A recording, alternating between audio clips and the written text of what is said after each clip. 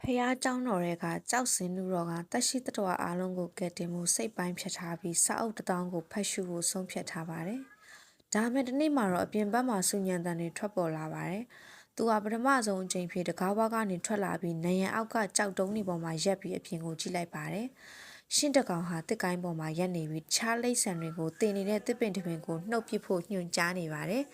ကျအုပ်စုတခုကတစုကတစ်ပိတ်အောက်မှာနေထိုင်ကြပါတယ်။ကြောက်စင်လူတော်ကဒါကိုမြင်တော့အလွန်ဒေါသထွက်သွားတယ်။စာအုပ်တွေကမျက်ပင်တိုင်းကိုတံမိုးထားဖို့နဲ့တစ်ပင်တိုင်းကိုတံမိုးထားဖို့ပြောထားပါတယ်။ရှင်းကတစ်ပင်ဟာတည်နေပြီးနှုတ်ပစ်တာကကြောက်စင်လူတော်ရဲ့နှလုံးသားထဲမှာဂယုဏတရားမျိုးစေ့တစ်စီစိုက်ပျိုးဖို့ဖြစ်တယ်လို့ရှင်းပြပါတယ်။ဒါမဲ့သူကတော့ဘာဖြစ်ဖြစ်တစ်ပင်တစ်ပင်ပဲလို့ယုံကြည်ပါတယ်။နှစ်ယောက်သားညင်းခုန်ကြပြီးနောက်ဆုံးမှာတမင်ကရှင်းကိုခေါ်လိုက်ပါတယ်။တလိษံတွေကလည်းလျှော့လိုက်ကြတယ်။သူတို့ထွက်သွားပြီးနောက်မျက်လုံးတစ်ဖက်တည်းရှိတဲ့ကြွက်ကတစ်ပင်အမြင့်တွေစီအမြန်ပြေးသွားပြီးကြွက်ဘရင်ကိုပြောပြလိုက်ပါတယ်။ကြွက်ဘရင်ကကြောက်စင်းတို့ကမိုက်မဲတယ်လို့ထင်ပြီးကြွက်တွေကိုအမိတ်ပေးလိုက်ပါတယ်။ကြွက်တကောင်ကအခြေအနေကိုစောင့်ကြည့်ဖို့အမိကိုခေါင်းလောင်းနဲ့ချီနှောင်ထားပြီးစောင့်ကြည့်နေပါတယ်။ကြောက်စင်းတို့ကစာဖတ်ရင်အာယုံနှမြုပ်နေပြီးပူဇော်တက်ကတွေကိုဂယုမဆိုင်အားပါဘူး။သူစဉ်းစားဖို့မျက်လုံးမှိတ်လိုက်တဲ့အခါကင်းဆောင်ကြွက်ကအချက်ပြလိုက်ပြီးမျက်လုံးတစ်ဖက်ထဲနဲ့ကြွက်အပါဝင်ချက်ချင်းပဲကြွက်တွေကထွက်သွားကြပါတယ်။ပတ်ဝန်းကျင်နဲ့ရင်းနှီးတဲ့အတွက်သူတို့ဟာ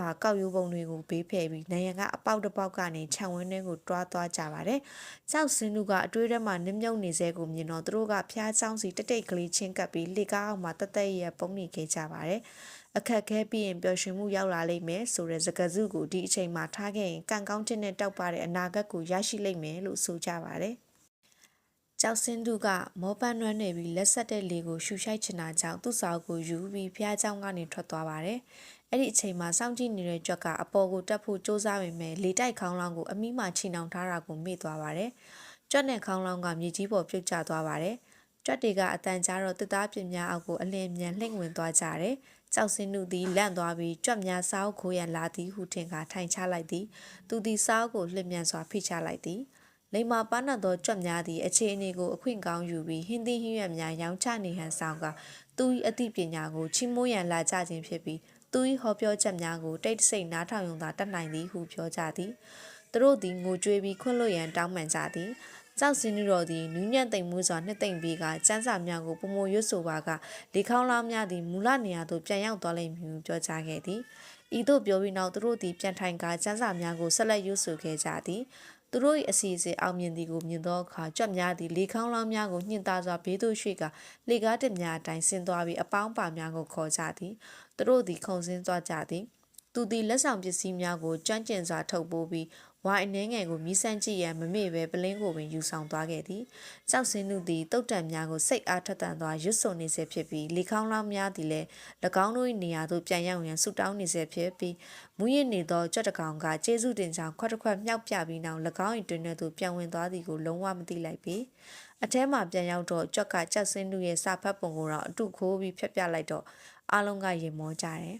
်နောက်ပိုင်းမှာတိရစ္ဆာန်တွေကညှိုးနှွမ်းနေတဲ့တစ်ပင်အကြောင်းဆွေးနွေးဖို့ဖះเจ้าကိုပြန်ရောက်လာကြတယ်။တမင်လေးတွေကလေတိုက်ခေါင်းလောင်းတွေကိုမြင်တော့ရှင့်လေးကိုအကူညီတောင်းတယ်။ခေါင်းလောင်းပြန်ချိတ်ဆွဲရင်အလုရှုံနေတော့လေတိုက်လာပြီးခေါင်းလောင်းတန်မြည်လာတယ်။ကြောက်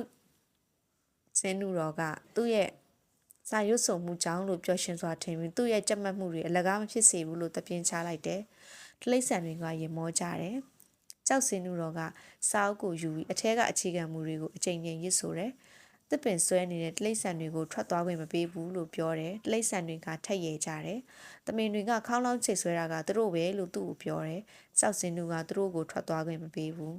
းနောက်ပိုင်းမှာကြွက်တွေကအစားအစာခိုးယူရမှာပို့ပြီးရဲရင်လာပေမဲ့စောက်စုံသူတော်ကစာဖတ်တာကိုပဲအာယုံစိုက်တယ်ကြွက်တွေကသူ့တတိမထားမိပဲအရေးအောက်မှာပစ္စည်းတွေကိုခိုးယူသွားတယ်နောက်ဆုံးတော့သူ့ရဲ့ယာကုမြောက်စာကိုဖတ်ပြီးသွားပြီထားရက်လိုက်တော့ဗိုက်စာလာတယ်လှည့်ကြည့်လိုက်တော့ပူဇော်ထားတာတွေအားလုံးကုန်သွားတာကိုတွေ့လိုက်ရတယ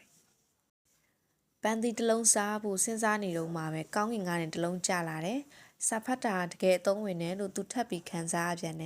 ်သူဟာညံအလင်းရသွားပြီလို့ခံစားရတယ်အသီးပင်မောကရှင့်ကသူ့ကိုလှောင်ပြောင်ပြီးနိုင်ရန်ပြင်ဘက်ကလောကကိုသွားကြည့်ဖို့ပြောတယ်ကြောက်စင်သူကနိုင်ရန်မော်တက်ပြီးချက်ချင်းပဲမှင်သက်သွားတယ်အသီးပင်တွေနဲ့စီတန်းနေတဲ့စမ်းကြောင်းတစ်ခုဘေးမှာစီးစင်းနေပြီးတောက်ပတဲ့ပန်းသီးတွေချိတ်ဆွဲထားတယ်အကိုင်းခတ်တွေမှာအသီးတွေနဲ့ပြည့်နေပြီးတောင်ကျချောင်းတွေကအာဟာရဖြစ်စေတယ်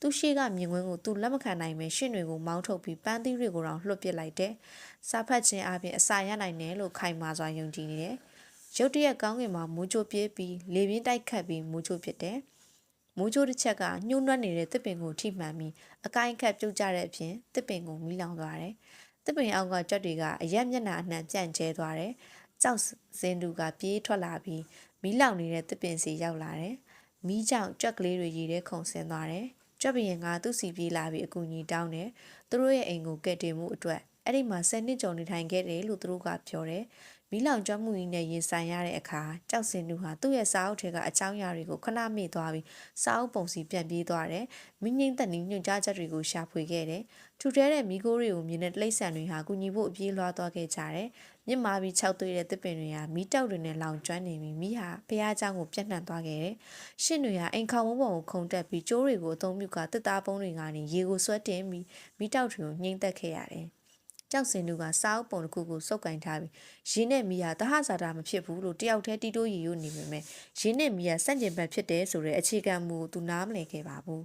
လက်ရှိမြင်ကွင်းကိုကြည့်ပြီးအဲ့ဒီစာမျက်နှာကိုပြန်လှန်ကြည့်လိုက်တဲ့အခါရေကမီးကိုညှိမ့်သက်နိုင်တယ်ဆိုတာတကယ်နားလည်သွားပါတယ်သူ့ရဲ့တီးတိုးရီရွတ်တံကိုကြားလိုက်ရတဲ့တိရစ္ဆာန်တွေဟာရေမောမိကြပါတယ်။စာအုပ်တွေအများကြီးဖတ်ပြီးတဲ့နောက်မှာရေကမီးကိုညှိမ့်သက်နိုင်တယ်ဆိုတာငါသိတော့တယ်။နောက်ဆုံးတွင်ကြွက်သည်ဒဏ်ရာရနေသောကုခန္ဓာကိုဆွဲယူကတိရစ္ဆာန်များကိုထားခဲ့ပြီးကြောက်စင်းသူကအပြင်ထွက်ရန်နဲ့ကဘာကြီးကိုပုံမကြည့်ရှုရန်တိုက်တွန်းခဲ့သည်။စာအုပ်များတွင်စကားလုံးများ၏ဓာတ်ရိုက်အတိတ်ဘယ်ကိုနားမလည်ပဲ၎င်းတို့၏စစ်မှန်သောအတိတ်ဘယ်ကိုဖတ်ရှုခြင်းသည်အသုံးမဝင်ပါ။